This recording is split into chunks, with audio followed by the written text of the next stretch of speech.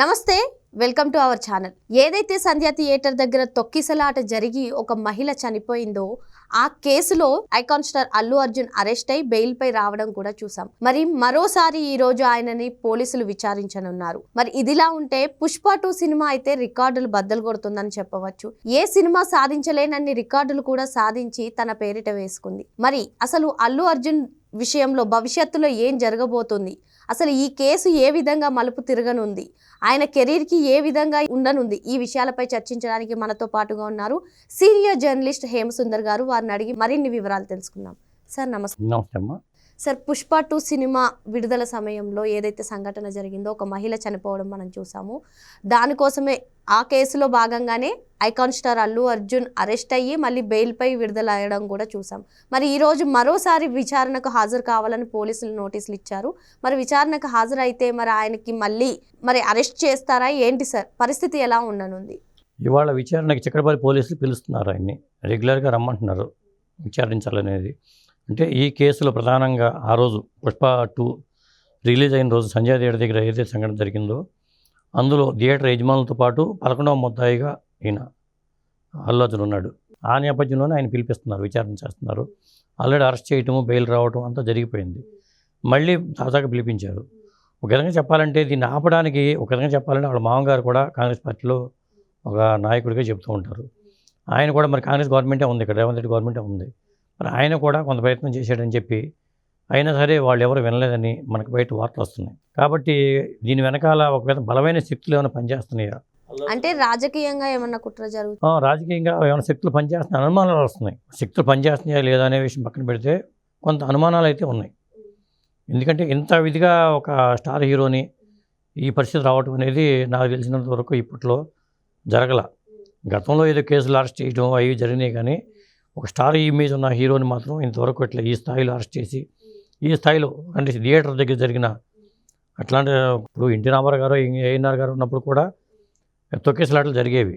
కానీ మనుషులు చనిపోయిన తర్వాత ఇది కేసు తీవ్ర బలంగా ఉంది. Okay sir.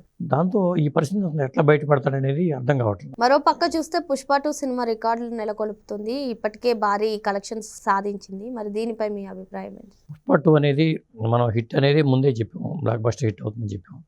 కాకపోతే కలెక్షన్ల పరంగా ఏంటంటే కొత్త రికార్డు. అంటే తక్కువ రోజుల్లో ఎక్కువ కలెక్షన్ వసూలు చేసిన సినిమాకి అది ఒక రికార్డు అని చెప్పాలి. ఒక విధంగా చెప్పాలంటే బాహుబలి 2 పేరుతో రికార్డు ఉంది. ఆ బాహుబలి రికార్డుని చెరిపేస్తుందని చెప్పి అంటున్నారు. అది మాత్రం జరిగితే మాత్రం పుష్ప 2 అనేది ఒక మైల్ స్టోన్గా మిగిలిపోతుంది. అల్లు అర్జున్ కెరీర్లో కూడా పుష్ప 2 ఒక మైల్ స్టోన్ అవుతుంది.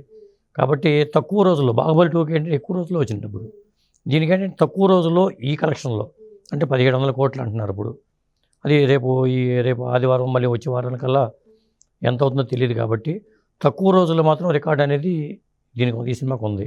దీనికి కొంతమంది ఏమంటారంటే రేట్లు పెంచారు కదా ఎందుకు ఉండదంటారు. అది ఏదైనా కానీ కావచ్చు. అది ఇంకోటి ఏంటంటే బుక్ మై షోలో కూడా ఎక్కువ టికెట్లు బుక్ అయిన సినిమాగా ఒక రికార్డు అయితే ఈ సినిమాకు ఉంది. సార్, మీరు చెప్తున్నారు అల్లు అర్జున్ సినిమాలో ఇది ఒక మైల్ స్టోన్గా ఉంటుంది, ఒకవేళ బాహుబలి రికార్డ్స్ని ఇది అధిగమిస్తే. మరి అదే విధంగా ఒక మచ్చలా కూడా ఉంటుంది అని చెప్పి కొందరు అంటున్నారు ఏదైతే సంఘటన జరిగిందో. మరి ఈ కేసు ఆధారంగా అల్లు అర్జున్ గారి కెరీర్ ఎలా ఉండబోతుంది, అంటే ఈ కేసు ఎఫెక్ట్ ఏమైనా నెక్స్ట్ మూవీస్ మీద పడుతుందా ఏంటి సార్? ఇప్పుడు చాలామంది సినిమా పెద్దలు ఇరుకుని పడ్డారు. అల్లు అర్జున్ ఈ సినిమా విషయంలో ఏంటంటే టికెట్ రేట్లు పెంచుకోవడానికి అనుమతి ఇచ్చారు. ఇప్పుడు ఏమవుతుంది, రేపు పొద్దున గేమ్ చేంజ్ సంక్రాంతి సినిమాలు చాలా రావాలి. నిన్న సితారా ఎంటర్టైన్మెంట్స్ వాళ్ళు డాకు మహారాజ్ది ప్రెస్ మీట్ పెట్టారు. ఇప్పుడు డాకు మహారాజ్ కన్నా ముందు గేమ్ చేంజర్ రావాలి. దిల్ రాజు గారు FDC చైర్మన్గా ఉంటారు తెలంగాణకి. ఆయన వచ్చిన తర్వాత గవర్నమెంట్ దగ్గరికి వెళ్ళి అంటే రేవంత్ రెడ్డి సీరియస్గా ఉన్నారు, ఇక మేము ప్రత్యేక షోలకి పర్మిషన్ ఇవ్వము, రేట్లు పెంచుకోవడానికి పర్మిషన్ ఇవ్వము అన్నప్పుడు ఈ ఇష్యూ వల్ల పుష్ప 2 జరిగిన ఇష్యూ వల్ల ఇంత రాద్ధాంతం జరిగింది.